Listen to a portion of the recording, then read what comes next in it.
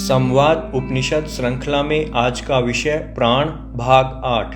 अव्यय पुरुष को पर ब्रह्मा कहते हैं, अक्षर पुरुष को परम ब्रह्मा और क्षर पुरुष को प्रकृति ब्रह्मा कहा जाता है।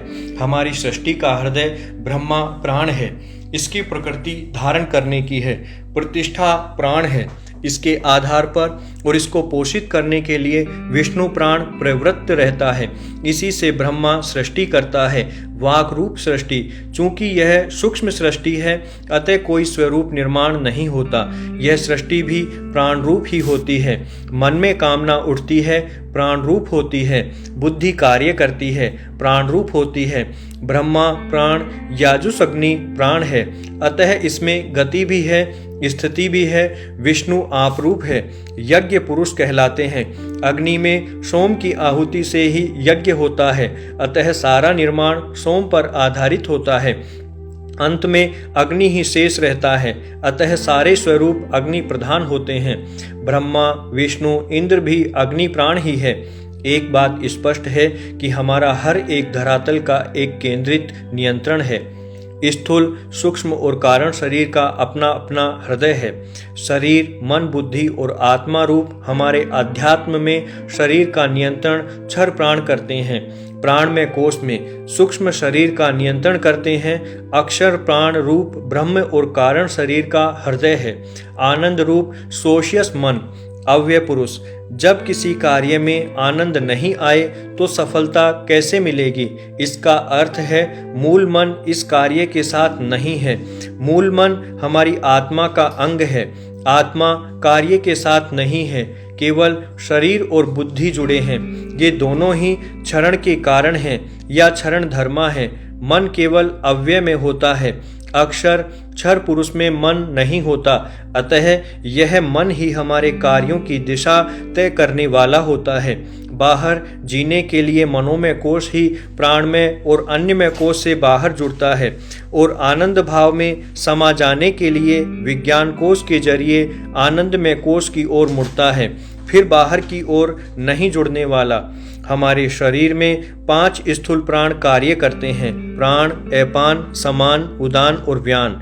श्वास लेना अपानन और छोड़ना प्राणन कहलाता है। व्यान हृदय स्थल पर स्थित रहता है। शेष 4 प्राणों में से सूर्य से आने वाला इंद्र प्राण ब्रह्मरंध्र से प्रवेश करके व्यान तक पहुँचता है। व्यान तक जाने वाला प्राण ही प्राण कहा जाता है। यही प्राण इसी मार्ग से वापस लौटता है, तब इसकी संज्ञा उदान हो जाती है। इस प्रकार प्राण उदान व्यान ही एक त्रयी बनी। पृथ्वी से आने वाली अग्नि प्राण भी इसी प्रकार ब्रह्मरंध्र से प्रवेश करके व्यान तक जाता है। आने वाले प्राण को समान और लौटने वाले प्राण को अपान कहते हैं। अतः व्यान तक 2 प्राण पहुँचते हैं और 2 प्राण लौटते हैं। प्राणोदान और समानापान 2-2 विवर्त बन जाते हैं। इसमें प्राण देह है, अपान है और व्यान यम है। इसी को हृदय कहा जाता है। चूंकि आना जाना सूर्य किरणों के द्वारा संचालित होता है, अतः गति आगति रूप बना रहता है। आगे जाना कुछ पीछे हटना फिर आगे जाना, इसी को विसर्गादान कहा जाता है। इसमें केंद्र स्थित व्यान को वर्तमान, अपानन को अतीत और प्राणन को भविष्य कहा गया है। भूत के आधार पर भविष्य का निर्माण। बिना केंद्र और परिधि के कोई स्वरूप टिक नहीं सकता। वैदिक भाषा में केंद्र और ऋक का उक्त कहते हैं, परिधि को साम। बीच का क्षेत्र यजु कहलाता है। केंद्र को प्रजापति की प्रतिष्ठा कहा गया है। प्रजापति तो अजन्मा है, किंतु यही सृष्टि करता है।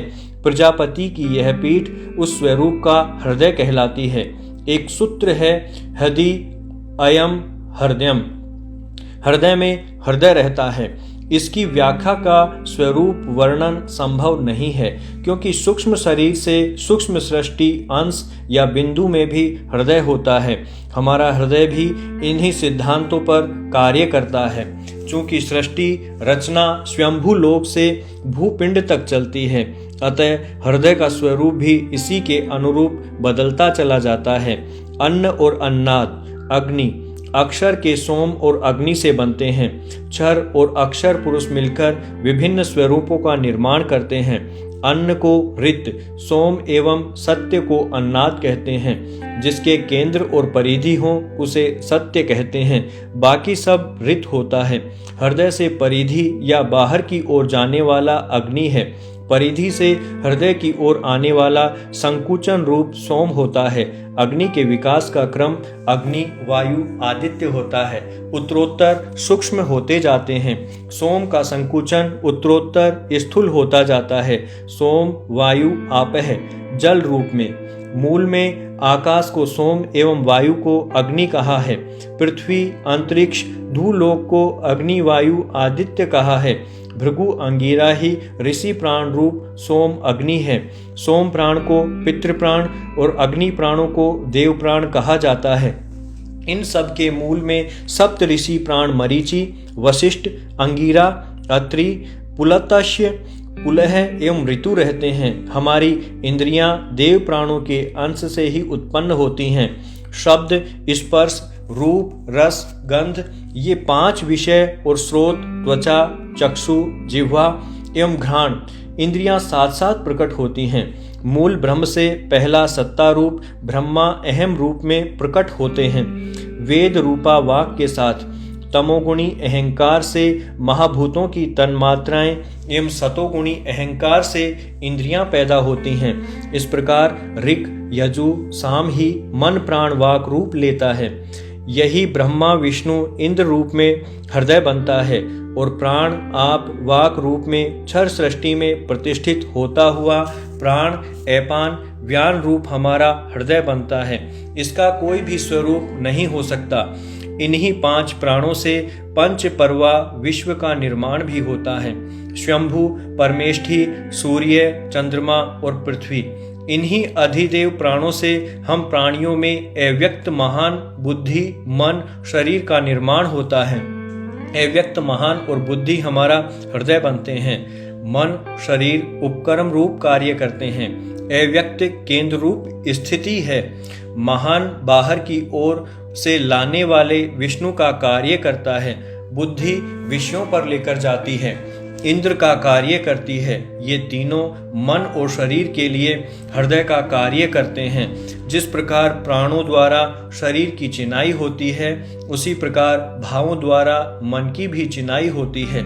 इसीलिए भूल करने पर प्रायश्चित का विधान है। खंडित मन की पुनः चिनाई, चिति करने का नाम ही प्रायश्चित है।